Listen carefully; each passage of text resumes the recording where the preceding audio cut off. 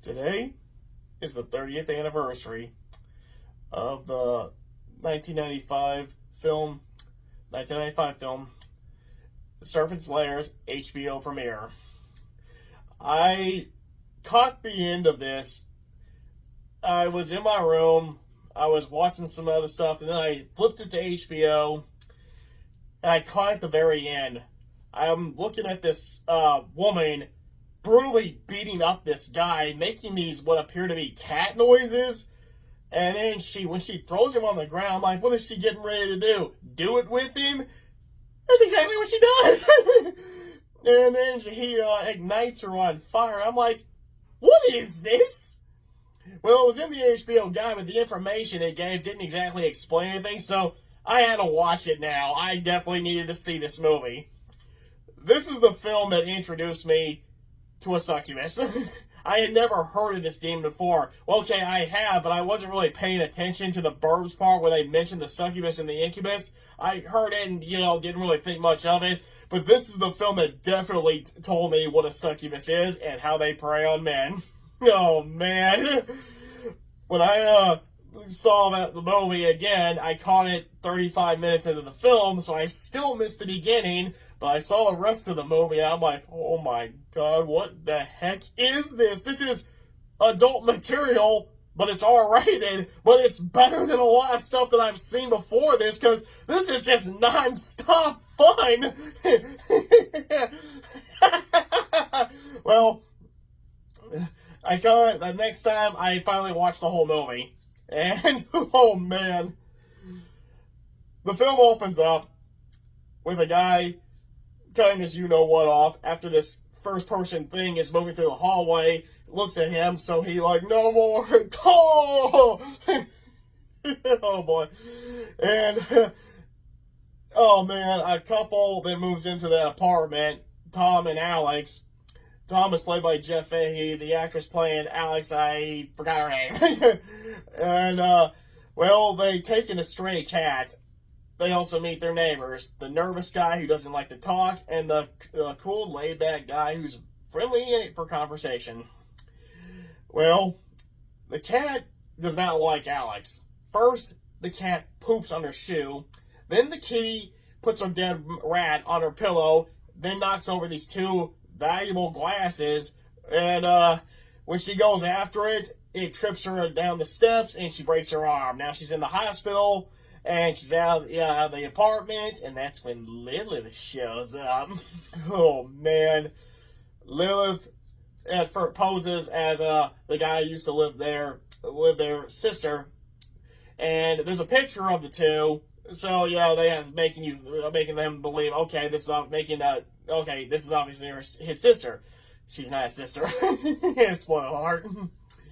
Well, Lilith is secretly showing off her body to Tom. And all these cats keep showing up.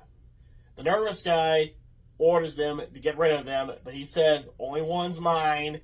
And Lilith does not like this guy. The next day, that guy's dead. He's laying on the floor, and they said his heart exploded. Tom goes in. Lilith is there, has dinner prepared. Then she tries seducing him. But the wife comes home. So, this is where I caught it the second time when I watched it. And whenever Tom goes to work, Lilith calls, says, I want to beep you. She does it on the speaker, but he gets the phone off the receiver so I can go in. Then he try talk to her, but she's like, I want to beep you. So he goes home. They do it in the hallway. Next day, he's trying to leave from work. She won't let him. She sits him down on them steps and services him, and he's constantly going, He goes to work the next day. Lilith shows up, tells his friend goodbye, and then he's saying, Lilith, I got a lot of work to do. She lifts up that skirt, showing she's got no panties on. They do it on the mobile chair and destroy his office while his friend's listening to the door smoking a cigarette. Okay, man. And next day, Samuel's over. Now, Samuel has already confirmed that he and Lilith are friends, but they're more than friends for the record. Okay. They're having dinner. Lilith goes to the kitchen after Tom does. Lilith and Tom do it in the kitchen while Samuel is just listening to what's going on there. Alex finally comes home. Tom goes to work. She calls the office. They say Tom's not been in there all day. Tom's in a hotel with Lilith, and she is now literally obliterating him in bed.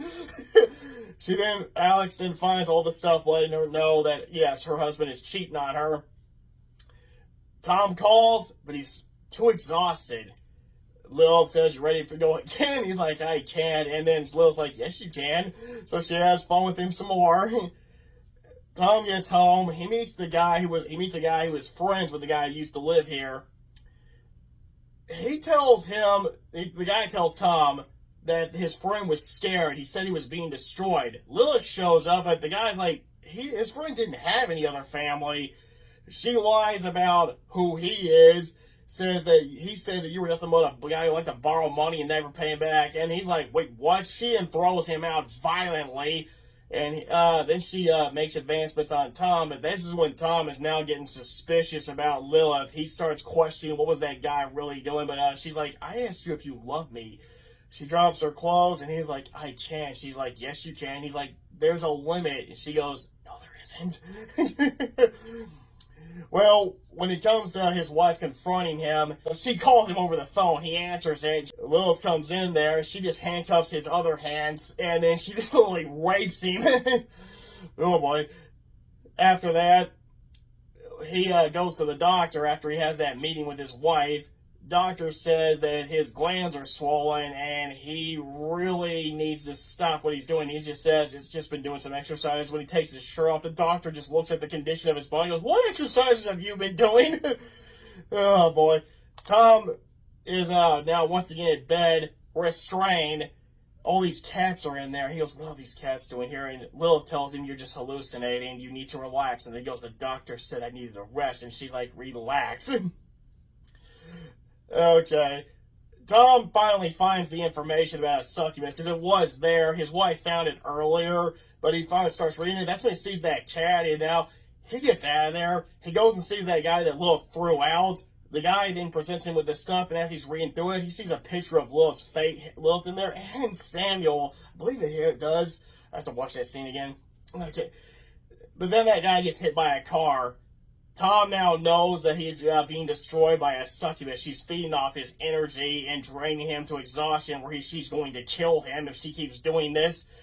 He goes and seeks help. He then goes and finds this guy who runs this shop for getting rid of evil spirits. The guy lets him know about the issue with how they would burn them at the stake, but they don't do that anymore. He gives him this thing to release this incense in his apartment. He goes in there and starts releasing it. Lilith shows up. When she sees it, she's like, "He's on to me!" That's when she slaps it out, and this is the part where I caught it at the first time I saw it.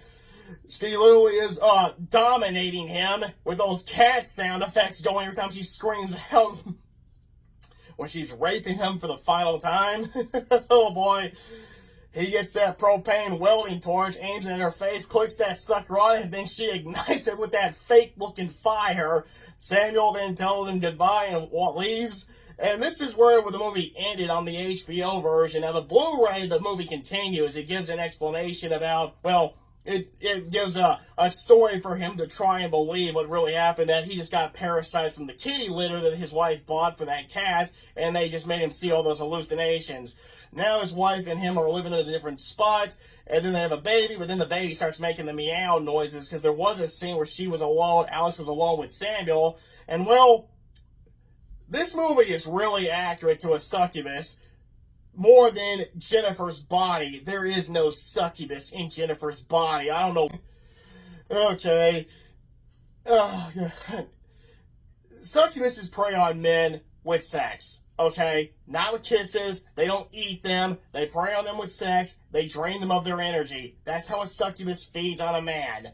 So many movies, TV shows, comic books, and etc. keep changing that because they just are, well, wussing out. That's why. That's the explanation. There's no getting around it. Every time you change it to like a kiss, no matter what you say or trying to explain why they now do that, the correct answer is you wussed out. And Serpent's Lair, going by that ending that's on the Blu-ray, that is actually accurate what I've read how they reproduce.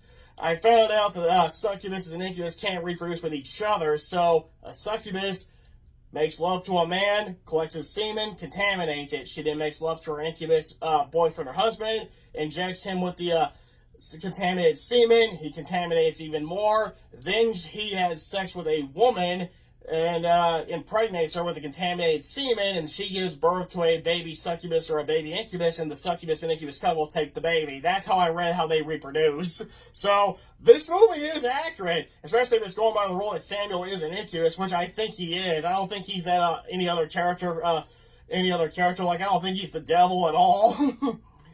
And this movie lets us know that Lilith was killed by Tom Bennett back in 1995. So that character from Hazbin Hotel is an imposter! I couldn't help it. I had to do that Gomez scene. Imposter! Thanks, Tom, for getting rid of Lilith back in 1995. You did a good job, man.